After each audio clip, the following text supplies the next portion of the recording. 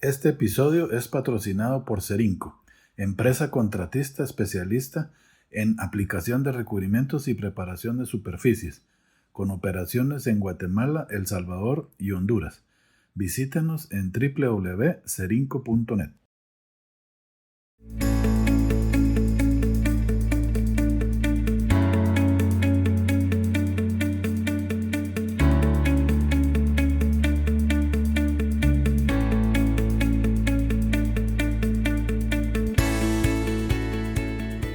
En la industria del petróleo lo que no se ve es lo que más dinero pierde, lo que más riesgo genera y también de alguna manera lo que más vidas puede comprometer. Y hoy vamos a hablar de eso, precisamente de fugas de corrosión y eventualmente de las decisiones que separan una operación segura de una falla inevitable. Hoy nos acompaña Alonso Barrón, nivel 3 ASNT en distintos métodos, entre ellos especialista en pruebas de fuga.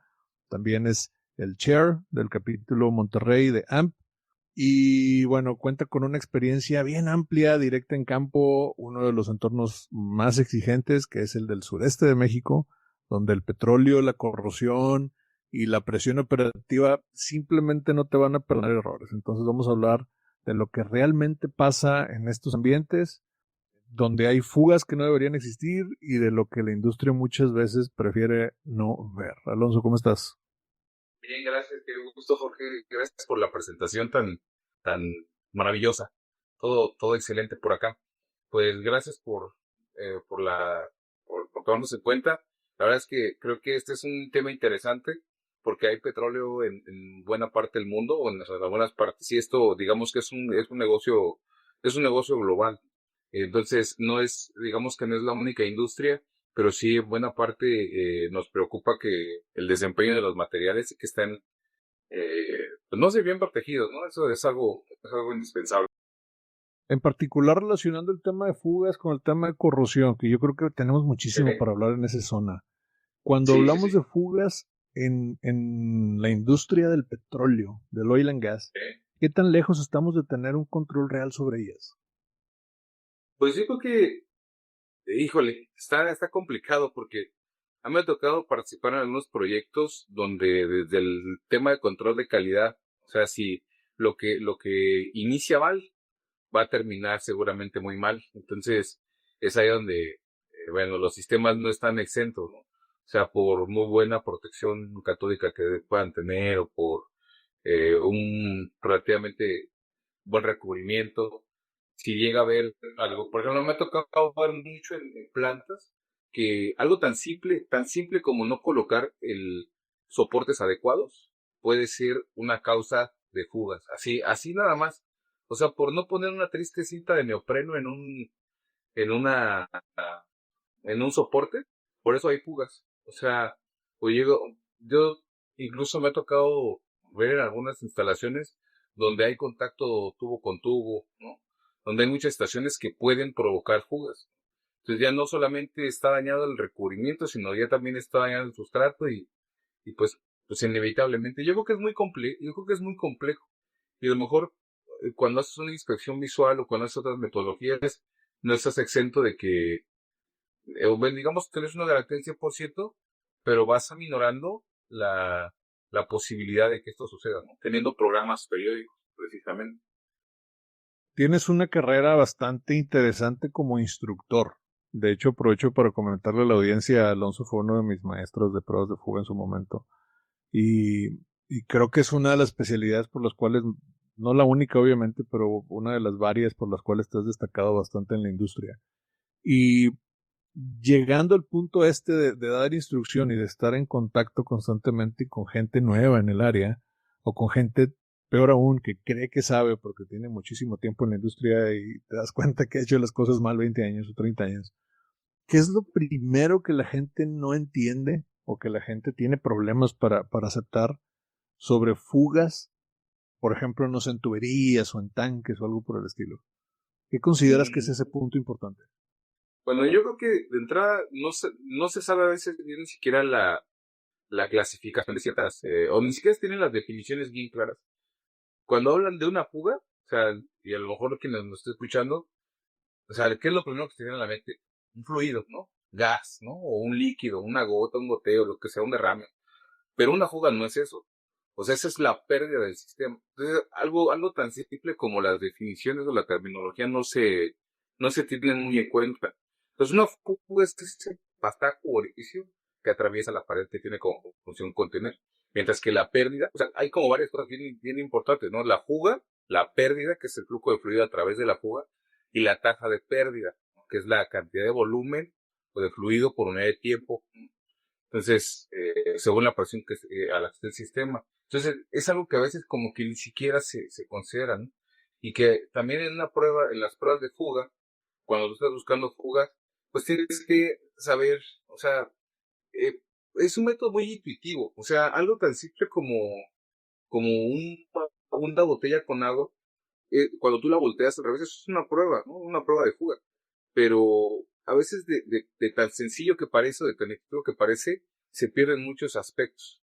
Entonces yo creo que es nada más tener en cuenta los aspectos físicos de las pruebas, del sistema, de cómo está conformado, qué fluidos van a interactuar con él, para poder darte una idea, ¿no? Porque es mucho de estarte haciendo así como de qué trapa tan, o por qué no sube la presión, o por qué está bajando, si no tengo, o por qué baja la presión si no tengo una fuga, ¿no? O no tengo una fuga visible. Cosas como esas, ¿no? Es solamente como estar, dar mi clavo con esos conceptos. Ahora, dentro de tu carrera como nivel 3, y obviamente con tu proyecto, con tu equipo de trabajo en Piensa, eh, pues en ocasiones te toca hacer trabajo de supervisión o de consultoría. Sabemos que es muy común que los niveles 3 los busquen por ser consultores. Eh, me surge una duda importante que yo creo que es muy común en la audiencia, que es, ¿qué diferencia hay entre detectar una fuga y realmente entender por qué ocurrió esa fuga? ¿Qué Ujú. opinas al respecto? Pues sí, son cosas diferentes. O sea, eh, las fugas se pueden dar o sea, nosotros, al menos en mi caso, en lo personal, la mayoría de los casos se hacen las pruebas previas a que el sistema entre a operar, pero también hay pruebas que se realizan ya en la operación de los sistemas. Entonces, es bien importante identificar cuáles son los mecanismos de daño que se tienen presentes en tal o cual sistema. Por ejemplo, tú que estás algo enrolado con el tema de RBI, ¿no? Eh, de inspección basada en riesgo, también tenemos que tener en cuenta eso. Por ejemplo, si estamos hablando de una estación de medición y regulación, la operación es la misma que una estación de compresión, ¿no? Por ejemplo, de compresión de gas. Hablando como dos ejemplos más. El mecanismo de falla que vamos a tener en un sistema que tiene, bueno, que un sistema que está comprimiendo el gas, va a tener vibraciones, va a tener calor en ciertas zonas y eso puede generar ciertos daños que en otra instalación que no tiene esa operatividad va a tener. Entonces, sí es importante identificar esos factores para poder saber, o sea, por qué se está dando una fuga. O para que nosotros como técnicos o como inspectores podamos ser más asertivos en la inspección. O sea, porque no se trata solamente de echarle un ojo al sistema, sino saber de dónde, o sea, dicen por ahí que hay que tener como cierta maña, ¿no? Para poder hacer las cosas. Y tú ya cuando vas generando cierta pericia, cierta experiencia, pues ya te vas como a la yugular, ¿no? Te vas a lo más crítico y ya de ahí vas verificando, a lo mejor lo que no lo está tanto, ¿no? Pero yo creo que es eso, también la experiencia cuenta mucho.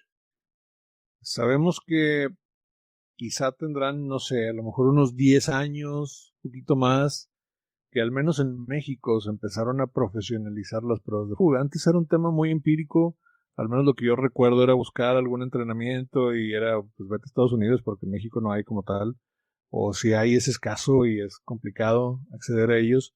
Entonces, la cultura cambió o está en un proceso de cambio. Pero eso nos lleva a que siempre hay errores, ¿no? ¿Cuáles son Claro. los errores o qué errores ves constantemente en pruebas de fuga que te hacen dudar de los resultados? Que hay cosas que no, o sea, hay cosas que no se pueden ver a simple vista, más si los sistemas son grandes. Cuando tú tienes un sistema que es pequeño, donde tú tienes un pleno control o dominio de ese arreglo, de ese sistema, pues no hay tanto problema, ¿no? Porque es mucho más fácil identificar alguna falla. Pero cuando son sistemas que tienen configuraciones muy complejas, cuando son sistemas que incluso ya están enterrados, me han tocado, por ejemplo, la última prueba que me tocó ir a atestiguar es un acueducto y eran 4 punto y tantos kilómetros de ducto en 60 pulgadas de diámetro. Entonces, llenaban, o sea, presurizaban, le digo, es que debe haber alguna fuga que no estamos encontrando, pero el tema es que el ducto ya estaba tapado. Entonces era un ducto que ya se había construido hace un tiempo. Entonces, es lo que digo, bueno, o sea, hay cosas que, por eso también la teoría es importante, porque hay mucha gente que llega como con cierto conocimiento, cierta, no sé, experiencia, pero también el conocimiento teórico te ayuda mucho a imaginar, porque a veces es mucho de imaginar. En el caso de las pruebas, por ejemplo, de ultrasonido industrial, tú colocas el palpador, te da una señal, pero tú tienes el control, tú tienes el pulso en la mano, o sea, tienes el instrumento en la mano y verificas y tratas de rastrear.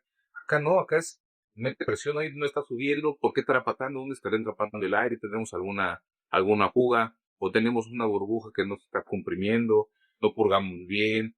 Es que no tengo ninguna fuga visible. Eso yo creo que es a veces lo complicado.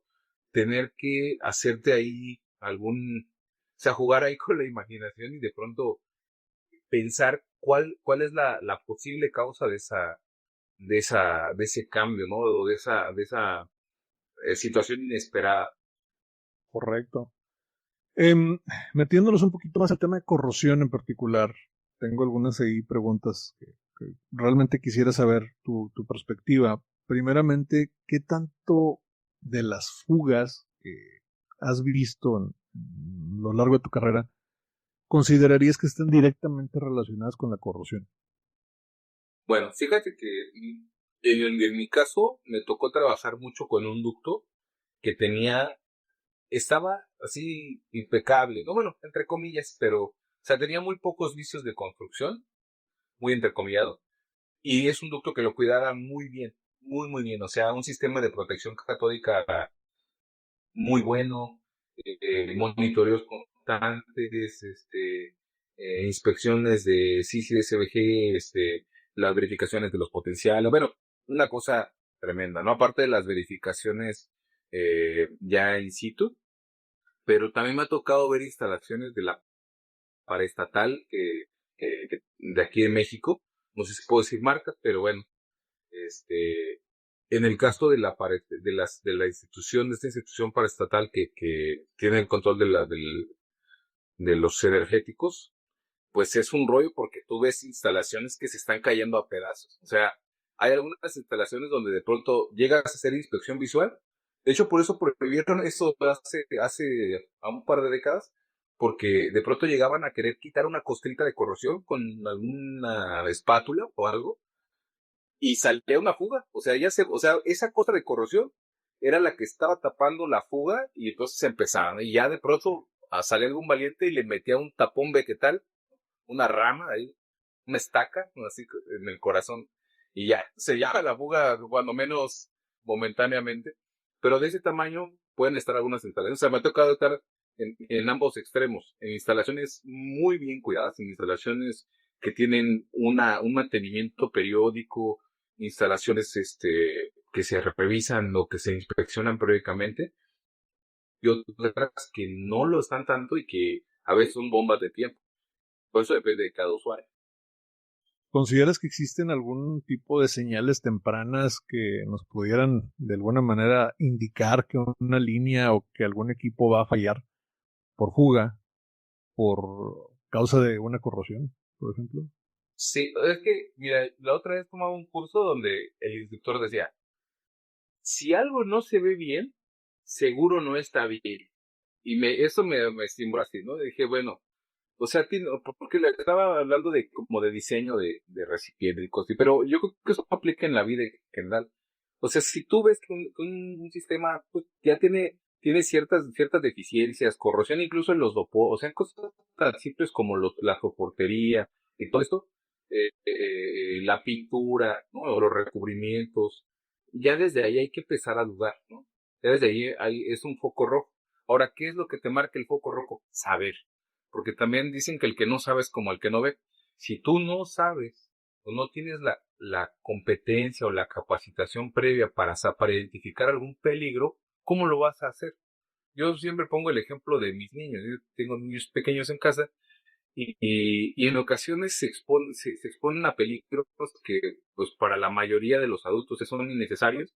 ¿Pero por qué? Pues porque no saben. Entonces, lo mismo pasa con cualquier inspector o operador de cualquier planta o cualquier instalación. Si no saben algo, entonces, ¿qué es lo que tenemos que hacer? Pues acondicionar, bueno, en este caso, tratar de compartir información para que ellos estén habilitados y puedan identificar de primera mano cualquier riesgo que afecte al equipo y aparte a ellos, porque en el caso de los equipos sujetos a presión, el primero puede ser el último.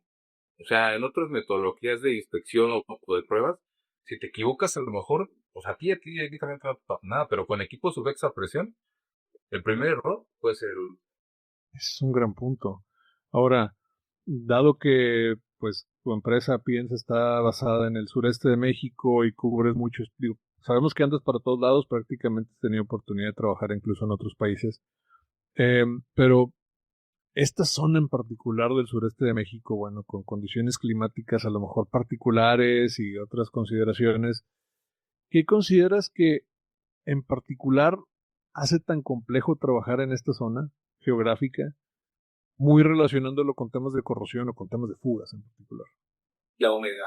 O sea, tú has venido acá a Villahermosa, y no sé si a Alina en algún momento o a alguien del equipo le ha tocado venir al sureste, o incluso vacacionar así.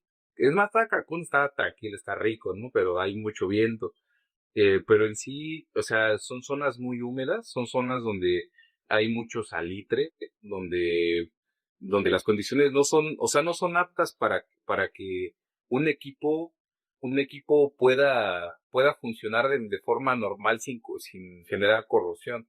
O sea, aquí se deben de tomar precauciones mucho más severas para las condiciones en las que se va a trabajar, ¿no? Ambientes marinos. O sea, por ejemplo, yo estoy en Tabasco, nosotros estamos prácticamente a 1 hora de la playa.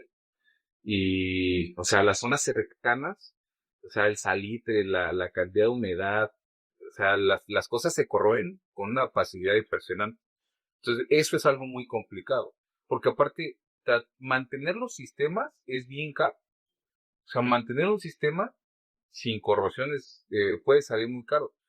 Pero sale mucho más caro no hacerlo. Entonces, es importante generar esa conciencia de que en estas zonas, bueno, al final son zonas productoras, se debe de considerar que la protección de los activos es importante. O sea, no puedes dejarlo como en último lugar, ¿no? Siempre tienes que estar pendiente de su protección y su desempeño.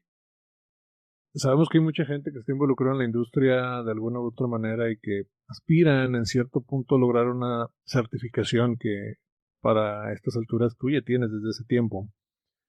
¿Qué consideras que cambia en la forma de pensar del individuo cuando llega a certificarse como, por ejemplo, en tu caso, nivel 3 en leak testing?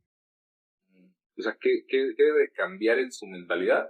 Sí, ¿cuál es el cambio que se tiene desde antes de que entres al examen hasta que ya saliste del examen? ¿Hay algún cambio técnico? ¿Hay algún cambio filosófico o algo por el estilo que tú digas, ok, creo que por aquí se distingue? Yo creo que empiezas a tomar conciencia desde antes, porque no es como que entres al examen y salgas y ya así de pronto te caigan los poderes de Thor y te conviertas en otra cosa, ¿no? O así como un superhéroe, ¿no? O sea, tú vas tomando una conciencia previa. Yo creo que es importante que actuemos como queremos, o sea, que actuemos y demostremos o nos proyectemos como queremos ser un profesional en cualquier área, pues tenemos que proyectarlo, tenemos que empezar o sea, en este caso, cualquiera de las áreas que tienen que ver con ingeniería de inspección, o referente de inspección, es bien importante que te la creas, ¿no? Y ahí es empezar a leer, ¿no? O sea, es tener todo el tiempo documentarte, documentarte, documentarte. Y eso yo creo que ya desde que tú empiezas a crear ese cambio, ya diste el primer paso. O sea, ya la certificación se daría en consecuencia en cualquier disciplina, pero tú ya empezaste Ya cuando te certificaste, seguramente llevas un camino recorrido largo, o sea, seguramente ya llevas 5, 10, 15 años de estar en un proceso constante de crecimiento, ¿no? Y aún así, la certificación no es un techo, es un piso. O sea, es una base de conocimiento para poder seguir ampliando y nutriendo. Es un punto desde donde partes y creo que comulgo bastante con esa filosofía. Ahora, bueno, estás como presidente del capítulo AMP Monterrey actualmente. Es una gestión nueva, pero con bastante energía. Eh, Creo que, bueno, es un capítulo que ha comenzado a destacar no solamente en México, sino pues con otras áreas en Latinoamérica en general. Y que, bueno, de alguna manera está hosteando este podcast. Eh, ¿qué, ¿Qué actividades realizan como capítulo? ¿Cuál crees que es alguna ventaja que tenga la gente para unirse al capítulo Monterrey en particular? He visto por ahí que han estado activos en algunas universidades, que pues han formado un equipo y tienen ahí algo de podcast y cosas por el estilo, pero ¿qué beneficios o qué cualidades hay dentro del capítulo? Confío que la cantidad de personas que queremos sacar adelante el capítulo somos muchas y me quedo con una frase que decía, sí, lo tenía aquí el nombre, de Panamá, tu amigo de Panamá, ¿cómo se llama? Caballero, Juan Caballero. Juan Caballero, el ingeniero Caballero, cuando tuvimos una vez también en las charlas, él decía es que un solo inspector no puede hacer el trabajo, ¿no? En toda una región, en todo un país, en todo un continente. Se requiere de una legión de personas que lo hagan. Y creo que tenemos la fortuna de tener mucha comunicación entre colegas aquí en México, y esto se ha extendido a buena parte de América Latina. Y con esta creación del capítulo, afortunadamente tuvimos muy buena respuesta de todas las partes de la República y con colegas también que pues nos apoyan desde otras latitudes, ¿no? En este caso, algunos de Colombia, Chile, Perú, por mencionar algunos países. Y yo creo que eso es muy importante. Eso ayuda, a que todos tienen como esas ganas de colaborar y que el conocimiento, si no lo compartes, no sirve de nada. Y eso es algo que a mí me encantó de aquí, que no falta que, oye, ¿sabes qué? Me invitaron a dar una charla, vamos a darla, ¿no? A nombre del capítulo. Oye, es que tenemos una reunión con tal universidad, va. Oye, es que tenemos que hacer esto. Oye, es que fíjate, estamos haciendo una inspección y subir fotos. O sea, eso retroalimenta mucho este capítulo. Creo que hay mucha colaboración por parte de todos los que se están uniendo y eso mismo atrae a más personas. El próximo mes de agosto, el capítulo en colaboración con el grupo Andy Team, que es el que potencia este capítulo en particular, van a estar realizando un evento. ¿Pudieras platicarme 20, 30 segundos sobre esto? Más que nada para que la Ok, gente quiera saber más. ok, este es un evento de inspección. Inspección en cualquier ámbito. Pruebas constructivas, control de calidad, recubrimientos, materiales, concretos, lo que sea, ¿no? Va a haber ponencias, habrá expositores, entre los cuales tenemos la grata sorpresa de que nos va a acompañar AMP, y vamos a tener también concursos de inspección. Entonces, este va a ser un punto de convergencia para todas las personas que estamos involucradas, como empresas, estudiantes, eh, ponentes que son referentes de la industria. Yo creo que eso vale mucho la pena compartir. Excelente. Están invitados entonces para el evento Andy Team Connect 28-29 de agosto, ¿es correcto? ¿Correcto? Correcto. Expo Reforma, Ciudad de México. ¿En dónde pueden buscar más información? En www.ndt.com.mx, ahí viene la información en el caso de que se quieran unir en cualquiera de o que quieras de cualquier forma, como estudiante, como asistente, como ponente, como expositor, como sponsor, son bienvenidos. Excelente. Pues ya lo sabe, este evento que va a estar auspiciado y organizado por la mesa directiva del capítulo Monterrey de AMP. Por ahí vamos a estar todos nosotros. Alonso, ya para finalizar, ¿dónde te pueden seguir? ¿Dónde pueden contactarte en caso de que quieran conocer más de lo que haces, quieren conseguir tus servicios? Cuéntame, ¿dónde te buscan? Bueno, la empresa se llama Proyectos Industriales y Ingenieros No Destructivos. Ahí nos pueden contactar directamente o en mis redes sociales. Siempre estoy a sus órdenes, ya sea en Facebook, en Instagram, en TikTok.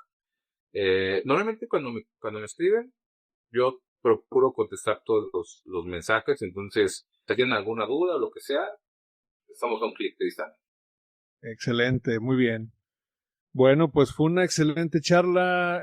Me quedo con que, bueno, hay que entender que al final una fuga como tal no es un accidente, es un resultado de muchas decisiones acumuladas y también invito a la gente que entiendan un poco sobre que la integridad de un activo, una tubería, un recipiente o algo por el estilo no se define en particular el día de la falla, se define todos los días en los que alguien decide hacer bien o mal su trabajo y que en una industria donde el costo de equivocarse puede llegar a ser tan alto, como lo mencionó Alonso, el criterio técnico no es opcional, es prácticamente una responsabilidad.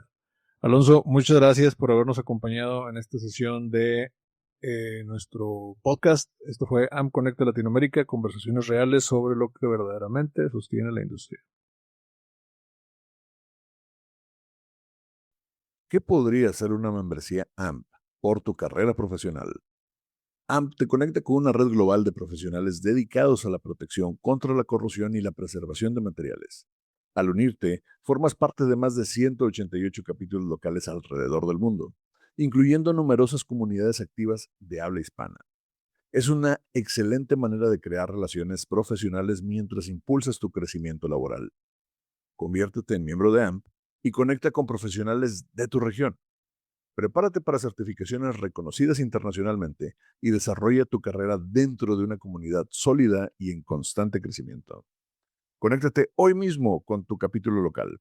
Visita amp.org/membership para obtener más información.